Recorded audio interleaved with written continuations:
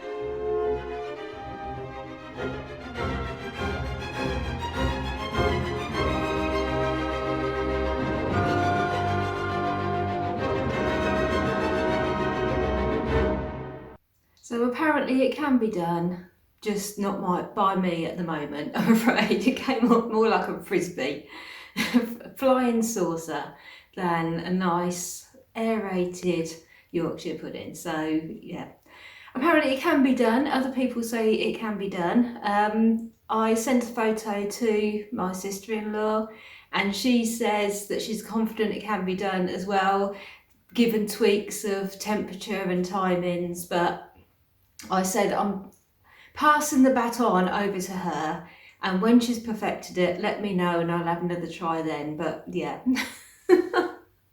Gary was very disappointed. So disappointed I had to make him a steak last night for him to get over it.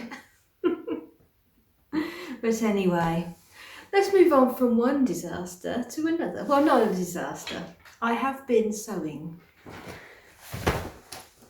So I would like to, and this has been ongoing, and you probably know that I've got a bit of a love-hate with sewing clothes. I'm going to sneeze. I love the thought of making clothes. My mum is a trained seamstress and it really frustrates me that I've never got to grips with it. I've had some success in the past, but I don't actually enjoy sitting at the sewing machine and I don't want to do it. It's a case of I want the product, I don't want the process. So I thought, right, when I go to the shows, the craft shows and things, the Sewing for Pleasure and Ali Pally in October, I always want to buy some of the beautiful fabric, but I won't let myself if I'm not going to use it. So I thought, right, what I need is a basic pattern, something like a t-shirt pattern that's going to be just a really easy top that I can perfect to my size, and then I can just know how much fabric I need, what sort of fabric to buy for that.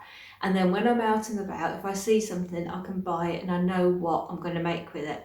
I don't need to make all the things, I don't need to make all different dresses and things, just one tops, just so I can enjoy the fabric and it'd be quick and easy. That was the plan. So I've got this pattern because it is highly recommended for beginners, and it's just this view up here. So it's grown on sleeves, so there's no sleeve to put in, it's literally a front and a back piece. Now the back piece is supposed to be you cut two pieces and join them together for the back piece, and then you have one of the little cutouts to connect it at the top. But I didn't want to do that because I realised with the width of my fabric that I'm going to use the same amount of fabric whether I have it cut in half or I don't.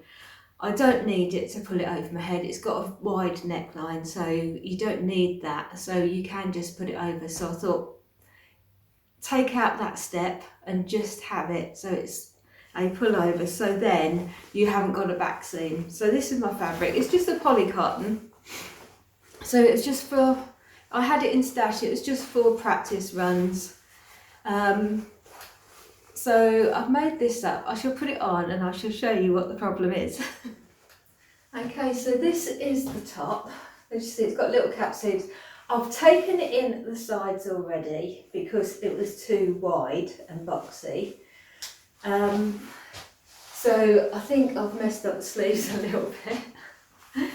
But I don't know if it's just too big, the whole thing, because I'm smaller here, then I'm a bit bigger for the size for the bust, and so I like it to be enough room at the hip. So I'm happy with how it is here now, but it's the neck. But I'm wondering, on this one, I'm thinking about just bringing it in by just doing a pleat there, maybe. Just pleat that over, just to make it wearable, because at the moment, it's too, I don't know if you can see that, it's too big. And if I put a cardigan on, will it do it, this one? Let's try. If I then put a cardigan on it, it bunches up.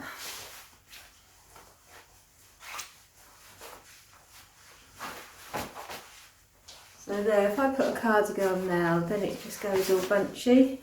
You can see there, perhaps from the side, how it's sticking out. So I want to lose that bit. So I'm not too worried about this version because this is a trial and error.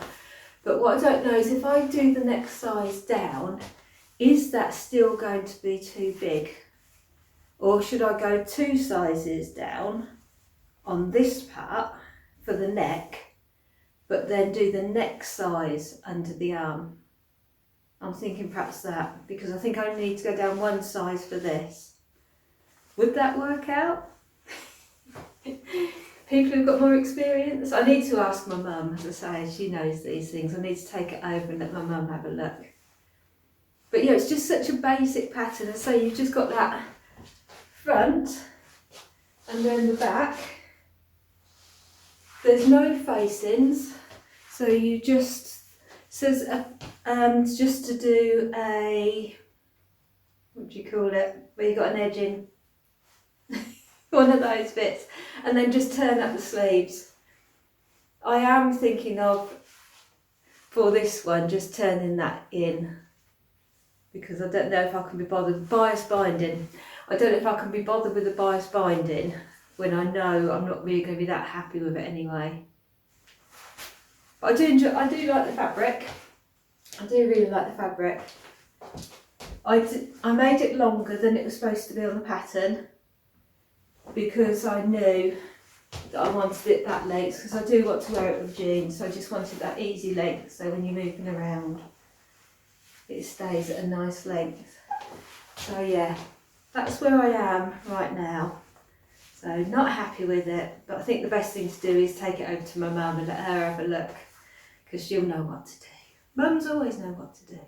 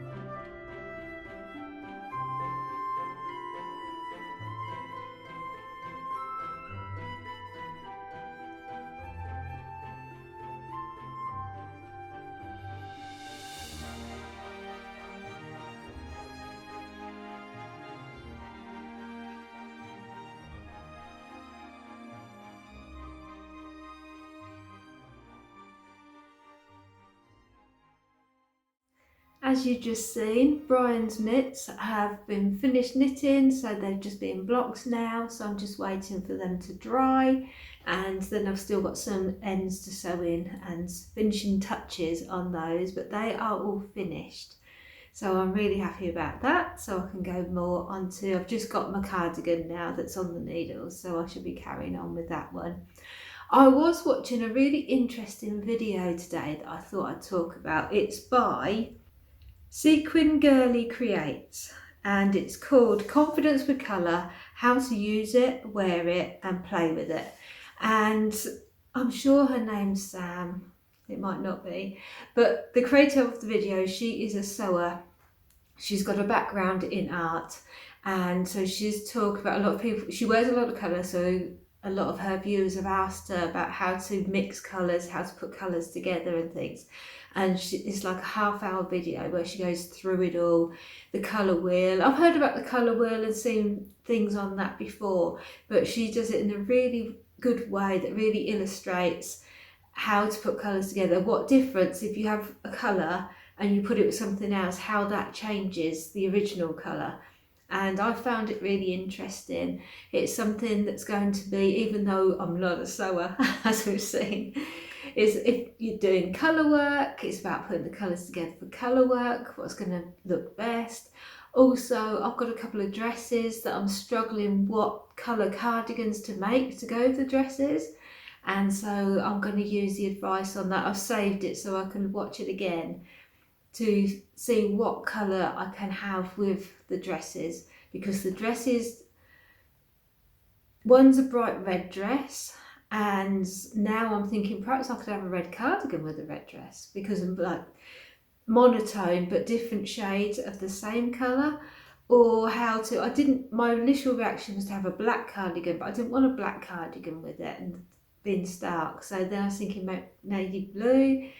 But I found that a red one to think, that red, completely just red dress, what colour to do for best for summer. And there's another one that's quite muted tones and I wanted to brighten it up a bit, so what colour to go with that one as well. So yeah, I think it's got a lot of uses. She's talking about colours not just in sewing, but in house things. If you're decorating your house, you could use it as well. So just to bring more colour into your life and just feel safer. And she also, there's somebody on Instagram that did like a little course, so you can go into things. So like your homework for 1 week is you wear all one colour, so you could wear all blue, and then there's something else, then you go on to the next step where you're doing different sides of the colour wheel together to see how you feel about that. So yeah, it's a really interesting video, so if you are interested in that, I shall link that one below. So what am I going to do for the rest of the day?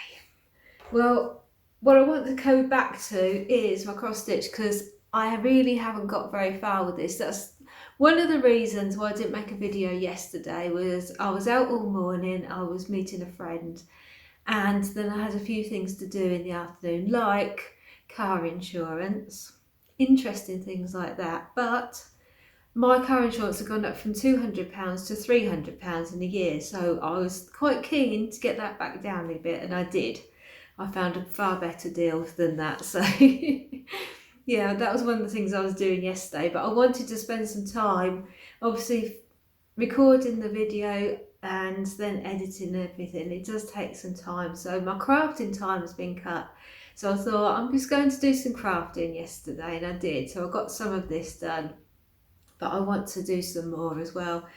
So yeah, this is not going to be a long video. So yeah, I'm going to do that. So that is how.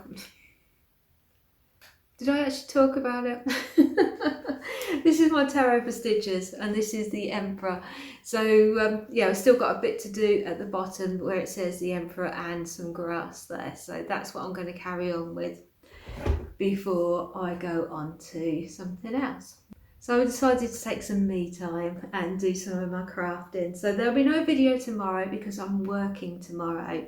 And yeah, I'm just too tired and I won't have much to show. So I shall see you again on Tuesday. So take care, enjoy your crafting, and I'll see you again soon. Bye for now.